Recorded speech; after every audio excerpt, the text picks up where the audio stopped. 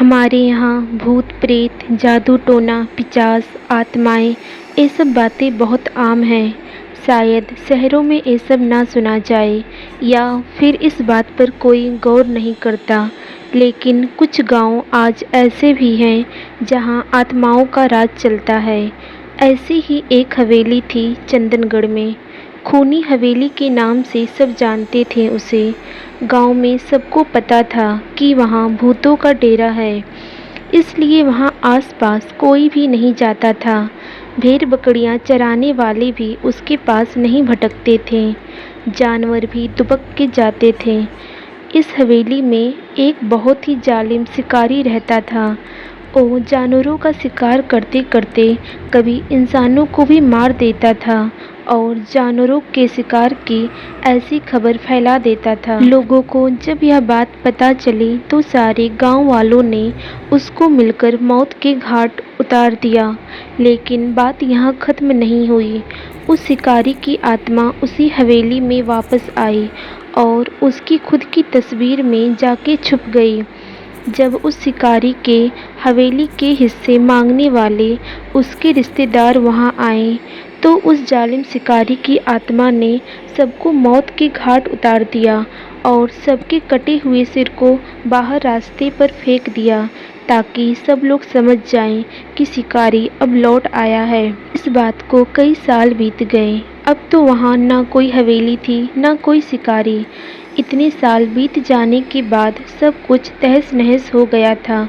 बस कुछ पत्थर और टूटी हुई दीवारें उस हवेली की मौजूदगी बता रही थी। लेकिन गांव वालों का मानना है कि जिसकी कुंडली में वो योग होता है, वो हवेली उसको नजर आती है।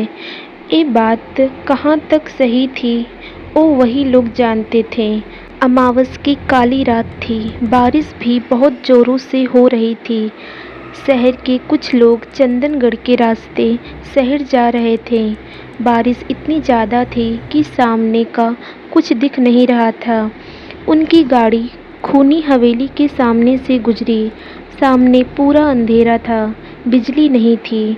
बिजली जैसा ही आसमान में चमक रही थी, वो हवेली और भी ज़्यादा भयानक लग रही थी। एक बिजली जोर से कड़की। उसकी आवाज़ से गाड़ी में ब्रेकर्स लग गया। ड्राइवर बोला, साहब, वो सामने कोई घर दिख रहा है। वहाँ थोड़ी देर रुक जाते हैं और फिर चलते हैं जब बारिश बंद हो जाएगी। मुझे गाड़ी चलाने में तकलीफ़ हो रही है और रास्ता भी नया है। कुछ और परेशानी ना हो इसलिए यहीं रुक जाते हैं। सब राजी हो गए। ड्राइवर ने गाड़ी उस हवेली की तरफ घुमाई। बहुत ही शानदार थी वो हवेली। गाड़ी में 3 लोग थे। गाड़ी से उतरकर सबने पार्किंग में खड़े हो गए और हवेली का दरवाज़ा खुल गया। अंदर धीमी सी रोशनी थी और ऊपर सीढ़ियों से एक बूढ़ा सा आदमी हाथ में लालटेन लेकर उतर रहा था। उसको आते ही देख सागर ने पूछा, भैया, यहाँ हम थोड़ी देर रुक सकते हैं क्या?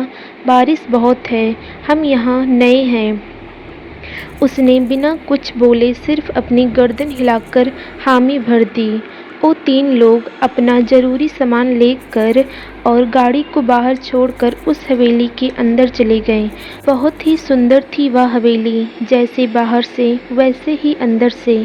दरवाजे के अंदर जाते ही सामने ही सीढ़ियों के पास एक बड़ी सी तस्वीर लगा रखी थी।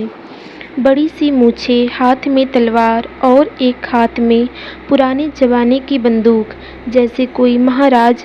तस्वीर देखकर सागर ने पूछ ही लिया, ये जो तस्वीर है कोई महाराजा है क्या? क्या ठाठ से खड़े हैं? और बाबा, क्या तुम यही हवेली में रहते हो और वो भी अकेले? तो बूढ़े ने सागर की आंखों में आंखें मिलाकर कहा, हाँ, ये हवेली मेरे मालिक का था। कई साल पहले उनकी मृत्यु हो गई। मैं यहाँ देखभाल के लिए आता हूँ। आज बारिश की वजह से मैं भी जा नहीं पाया। सागर ने फिर एक सवाल किया, वैसे मुझे ये बताओ, जब हम सब बाहर दरवाजे पर खड़े थे तो हमने देखा कि तुम सीढ़ियों से उतरे आ रहे थे, तो फिर ये दरवाज़ा किसने खोला? वो बूढ़ा जैसे चौंक गया। लेकिन उसने जवाब नहीं दिया। उसने कहा, चलो मैं तुम सबको तुम्हारा कमरा दिखा देता हूँ। वो लोग सीढ़ी से जैसे सामने गए, ऐसा लगा कि कोई उन्हें देख रहा है, बहुत ही गुस्से से। एकदम से सबकी नज़र उस तस्वीर पर पड़ी। लगा कि उसकी आंखें हिली थी, थोड़ी देर के लिए। शायद सबका वहम था या सच, पता नहीं। वो थोड़े डर गए थे। वो सब इतने थक चुके थे कि लेटते ही आँख लग गई। जगह नहीं थी, लेकिन बाहर बहुत ठंड थी और अंदर काफ़ी गर्म था कमरा। शायद आधी रात का समय हुआ। सरीस एकदम से चिल्लाने लगा। बाकी दोनों दोस्त जाग गए। सरीस को कोई सपना आया था। सरीस बता रहा था कि उसने सपने में उस फोटो वाले आदमी को देखा और वो हम तीनों को मारने आया था। बाकी दोनों को यह मजाक लगा, लेकिन उन्होंने सरीस को समझाते हुए शांत किया। लेकिन फिर बाद में बिल्कुल वही सपना रमेश को भी आया और फिर सागर को भी। उसके बाद सब डर गए। इतना तो समझ आ गया था कि एक ही सपना सबको नहीं आ सकता, कुछ तो गड़बड़ है।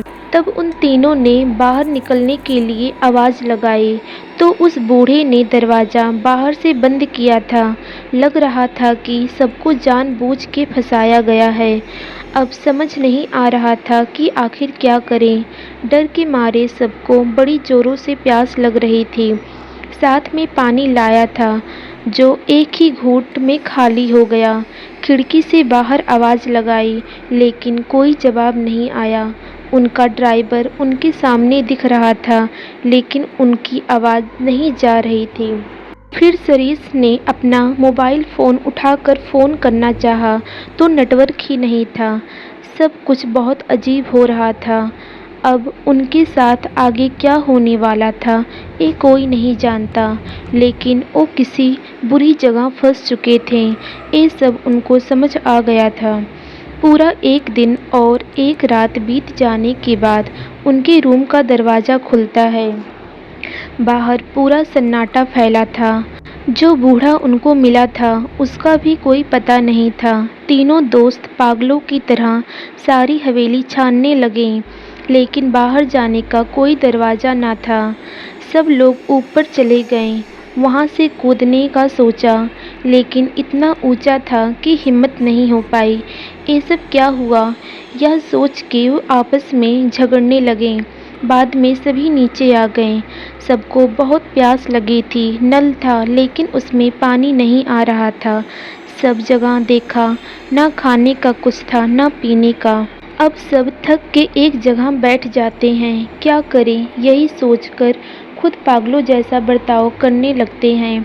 शाम होने लगी थी और उस हवेली के अंदर एक शैतानी माहौल बनना चालू हो रहा था।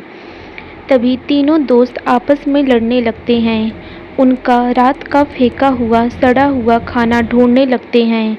रात बीत जाती है, सवेरा होता है।